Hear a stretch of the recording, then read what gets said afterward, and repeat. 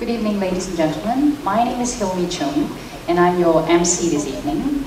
I'm a volunteer at the Carcinoid and Neuroendocrine Cancer Society, or CNETS in short. And we are a group of, we are a patient advocacy and support group based in Singapore, serving neuroendocrine cancer patients, physicians and caregivers in Asia Pacific. Welcome to this talk, exciting talk on the Oncolytic virus therapy. This event is organized by CNETS, and it is in conjunction with the worldwide NETS Cancer Awareness Day that's coming up on November the 10th, and this event is sponsored by Novartis Oncology. First off, I would like to introduce Dr. Liao, who will kick off the program. Dr. Liao Kui-hin is a hepatobiliary and pancreatic surgeon at Nexus Surgical Associates, a private practice group which he co-founded. Before going into private practice, he served as head of hepatobiliary and pancreatic surgery at Tan Tock Seng Hospital.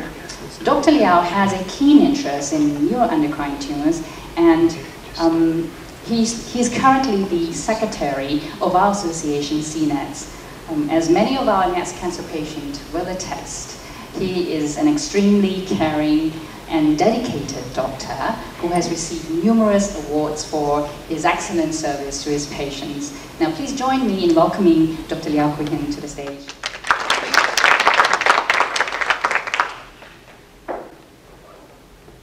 Thank you, Hilmi, for that kind introduction. Ladies and gentlemen, first of all, very good afternoon to all of you, and I would like to welcome you to this new hospital which has been in operation for the last 3 to 4 months. This afternoon we are very privileged to have this public talk organized by the CNETS, and this talk is on the oncolytic virus therapy. As you know, this is a novel and emerging weapons against cancer treatment. In the fight for cancers, we are always exploring new ways to battle this disease in the war against cancers. The reason why we need to explore new modality because current treatment is still not good enough for us. The oncolytic virus research has been going on for the last almost 15 years. I remember when I first encountered this virus was when I was in the States. A lot of researchers has been trying all sorts of ways to try to use this virus, which is very small particles, to attack the cancer cells. Now, I always akin to this therapy as a nanotechnology because the virus is in nanometers. The cancer cells and bacteria are usually in micrometers.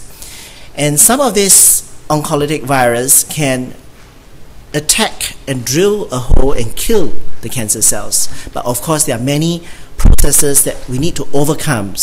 And I'm happy that Professor Kjell Oberg has a lab to research into this particular virus and this particular therapy to tackle neuroendocrine cancers. Neuroendocrine cancer, as you know, is a big group, a big family of disease with a lot of challenging problems that clinicians are facing. So this afternoon, we are very privileged to have Professor Kjell Oberg. As you know, Professor Oberg is the authority in neuroendocrine cancer treatment. He is the medical oncologist in Uppsala Medical Centers in Sweden. He founded the endocrine oncology department in Sweden, Uppsala, and also because of his effort and because of the dedication, his center has earned the European Neuroendocrine Tumors Centers of Excellence, which is one of the highest awards that was given by ENETS. This afternoon, without much ado, let's put our hand together and welcome Professor Oberg on the address of oncolytic virus therapy for neuroendocrine tumor.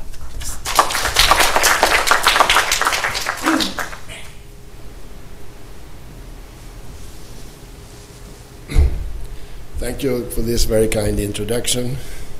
Good afternoon, ladies and gentlemen. For me, it's morning. but I hope that we can solve this issue. What I will discuss with you and try to present it in a way that you can digest it in a good way is to discuss the oncolytic viruses. Because I've been involved for more than 30 years in the field of neuroendocrine tumors, and I completely agree that we have not so many effective treatments for patients with metastatic disease today. So we had to think out of the box. And that is the reason why I'm standing here and trying to present what we have been doing in Uppsala for the last years. So, if I can have the first slide.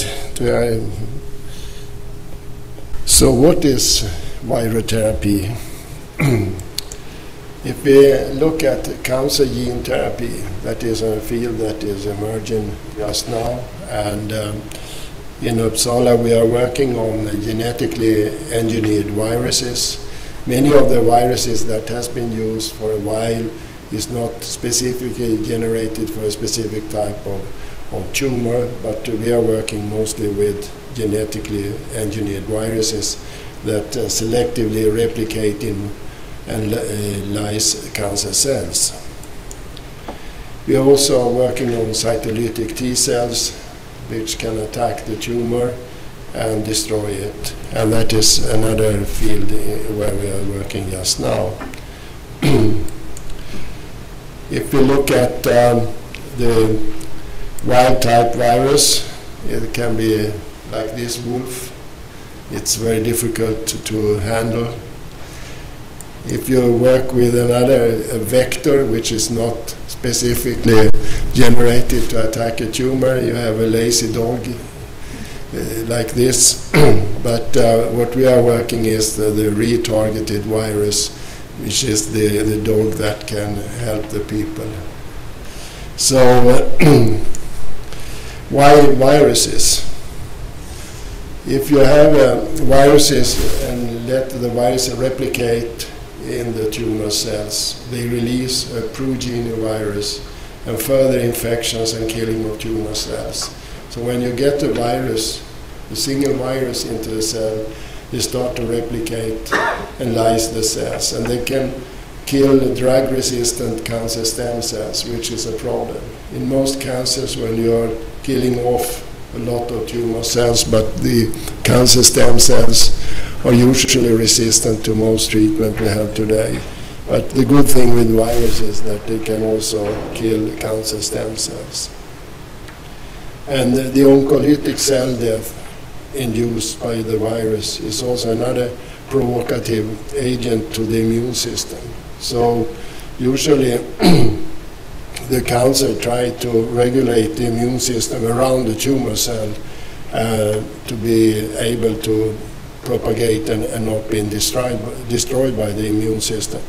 But this, when you have the oncolytic viruses, it increases the appetite of the immune system and can kill the tumor cells.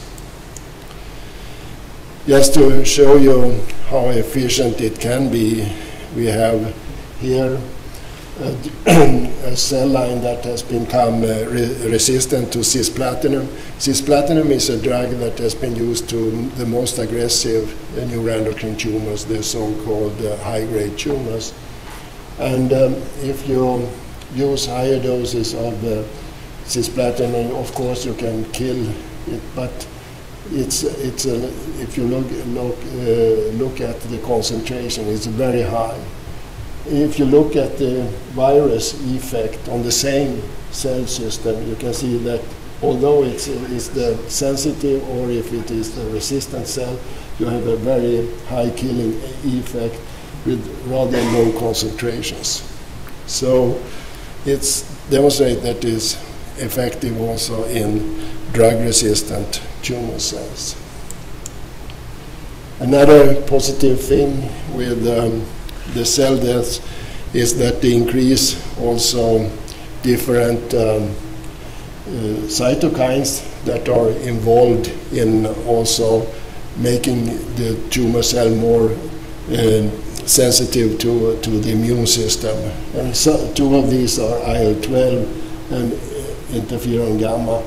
And you can see that when you have oncolytic cells that has been treated with a virus, you have a high production of these two cytokines.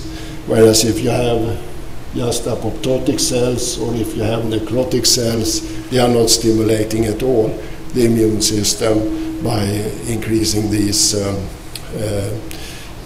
cytokines.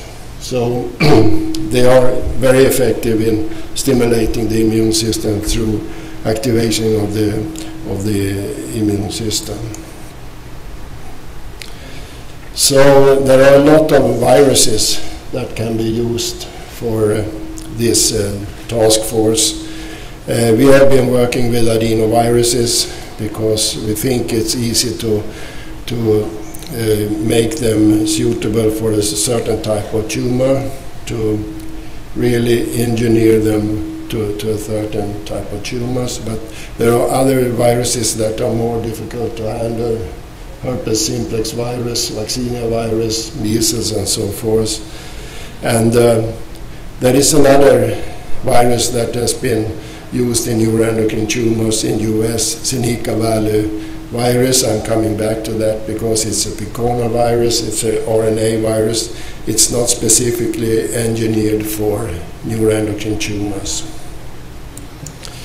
So I hope that we will not end up in this situation because these guys, they become mad after being treated with viruses.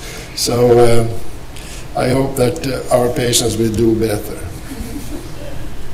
So the important thing when you work with human adenoviruses is to look at the viruses itself. And one of the important parts is this part I'm pointing at. It's a fiber knob. This fiber knob attaches to a receptor on the tumor cell called CAR. And by that it is internalized into the cell. And when it is internalized, it's then started to replicate through all these initiation factors. And the important thing, as I pointed out, is this fiber knob and the fiber shaft to attach to the tumor. And if you have a genetic modification of the adenovirus for selective killing of the tumor cells, we can attack different parts of the virus particle. So one is to look at the promoter of the viruses, that is the driver force for replication of the virus. And I'm going to show you how we modify this part of the virus DNA. And then another interesting part, which we of course want to modify, is the so-called fiber knob. As I showed you before, this is a very important part attaching to the tumor. And here we are put a motif of somatostatin, 4 amino acids, that can attach to the somatostatin receptor, which is expressed on tumor cells. So it's like a missile going to the tumor cell. And then the last modification, which we have done just now, is this part of the virus particle, which is responsible for enhancing the uptake of the virus into the tumor cell. So how could we modify the promoter-driven replication selectively? So what we have done in this area of the viruses, we have put in this chromogranin A promoter. Many of you know chromogranin A. It's expressed in most neuroendocrine tumor cells. It's a very important biomarker.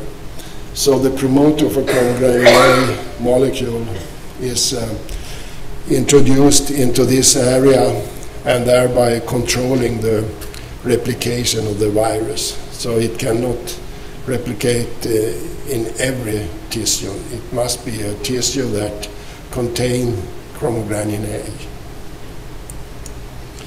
So when we inject the virus into the body, it goes to the liver cells, of course, but it can't replicate there because the chromogranin A promoter is not working in a normal liver cell.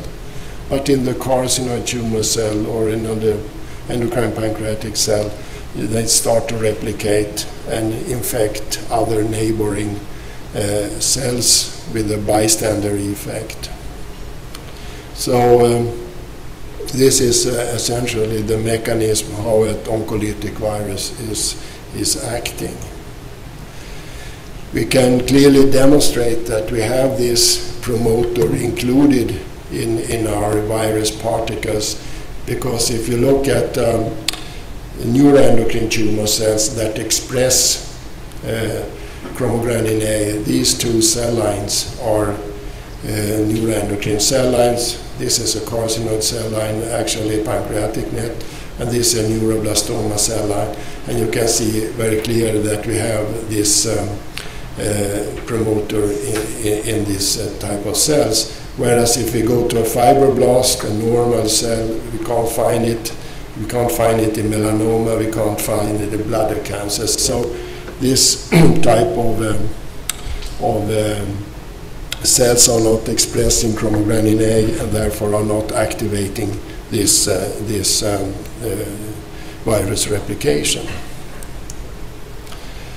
To be able to follow the virus when we give it, we can mark it in different ways, and one of these is to use bioluminescence, which is a staining procedure, and these are bone cells, the neuroendocrine cells that we put into the rat, and we can label it with LUC, and this is gives a certain color, green color, when it is illuminated with a special lamp. So this is how it looks when you have injected tumor cells with this staining, bioluminescence staining. And just to give you an example, these are rats, and these are rats that just have got PBS, which is the control. It's just cell line, and you can see the tumor is growing from every week, and this is on day 32. You have a very large tumor. So this is a control animal.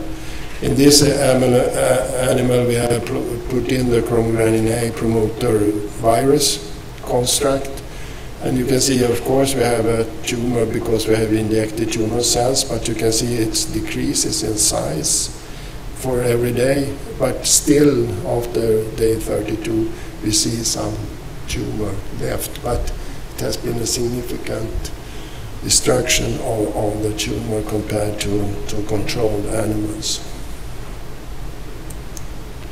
And that can be illustrated in another way. The rats with the construct of this chromogranin A promoter are living. We can follow them very long, whereas the ones that have not got this, only PBS, is dying. So when we started the first experiments, we noticed that there was some activity also in the liver cells. So to be very specific, we decided to try to avoid that.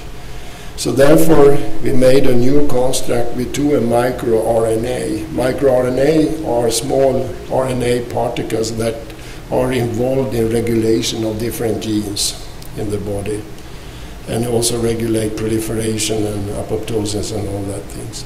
So we took this very specific microRNA. I just want to show you how we gradually improve the specificity of the virus. So we put this into the same construct after the chromogranin A promoter. This is the LUC, so we can follow the the bioilluminescence of the, and then this is the new construct. And just to show you how effective this is usually a CMV, another virus cell line, and you can see that the liver in the rat is really accumulating the virus with high affinity. And this is using the old construct we have, just chromogranin A promoter. You can see that you find some accumulation which will diminish with time. But if you use this new construct with this microRNA, you can see that there is no accumulation at all in the liver. So by that we managed to get rid of the problem of liver accumulation of the virus, because we didn't want it to replicate in normal normal liver cells. So from being such active for a normal virus in the liver, it went down with the chromogranin A promoter like this, and then with the last construct, this microRNA, it's not detectable. So very, very sophisticated changes has been done. I will not go into details because this is a specialty of Uppsala, proximity ligation assay, which is a very sophisticated assay to generate new small peptides. And I just say that we modified this knob, as we discussed before, and binding to the CAR gene and also to the somatostatin type 2 receptor. And this is the last modification we did to get it binding more to the somatostatin receptor with these 4 amino acids.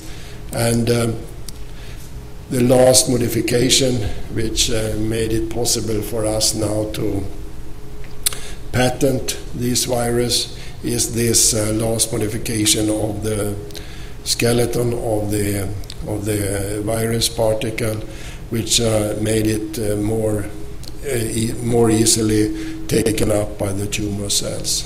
So we have now a very complete virus that is ready for use.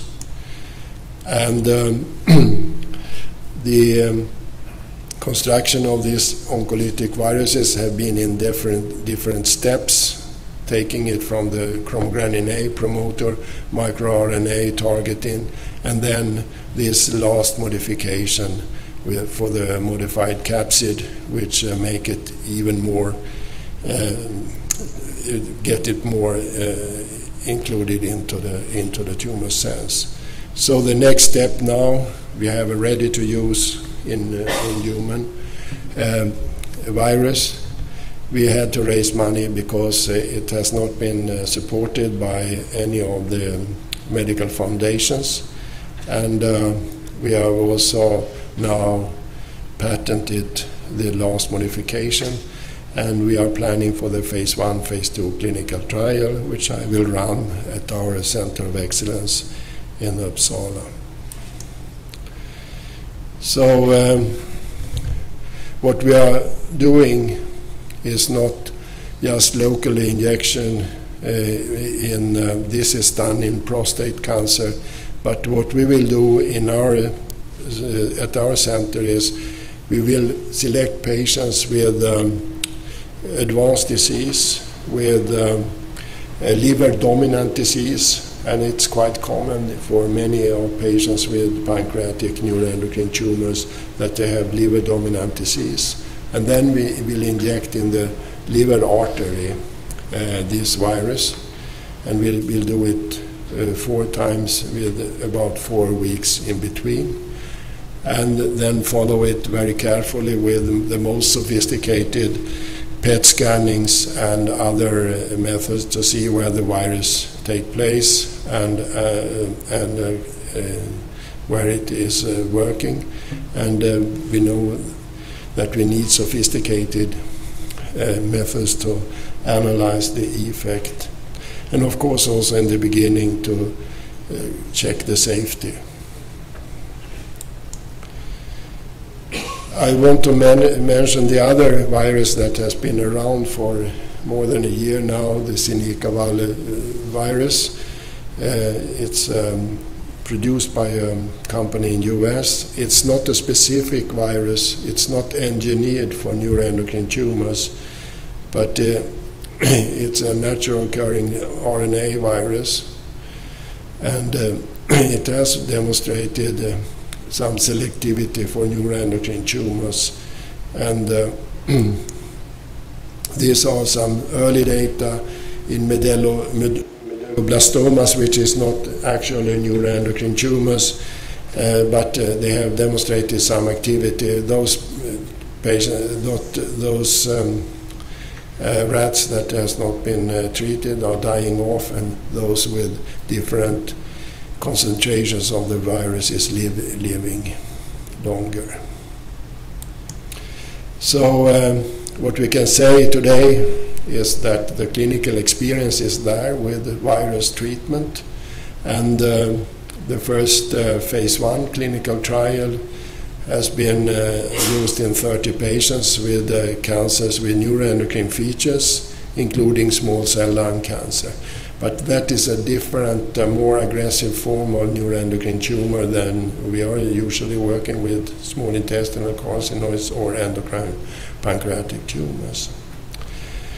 It was well tolerated, and they had no dose-limiting toxicity observed at any dose in this cohort. And remember that these were not specifically engineered for neuroendocrine tumors. And the problem they had is, of course, viral clearance by the immune system, but they managed to develop antiviral antibodies, which is also attacking the tumor. And they also could demonstrate intratumor viral replication among patients with small cell carcinoma. So one patient that has been particularly well documented showed chemorefractory small cell lung cancer remained progression-free for 10 months and is alive 3 years after treatment. And this is a very aggressive form of tumor. We have some data from Finland treating children with neuroblastomas with encouraging results. So we know that we can demonstrate activity from viral treatment. So after the phase 1 dose, initial phase 1 trial, the company is now making another phase 1 dose escalation study, which has recruited and is ready already. We are waiting for the results. It's in pediatric patients with neuroblastomas. And then we have a randomized double-blinded phase 2 study with this virus after 4 cycles of standard platinum-containing induction treatment. And this is still enrolling.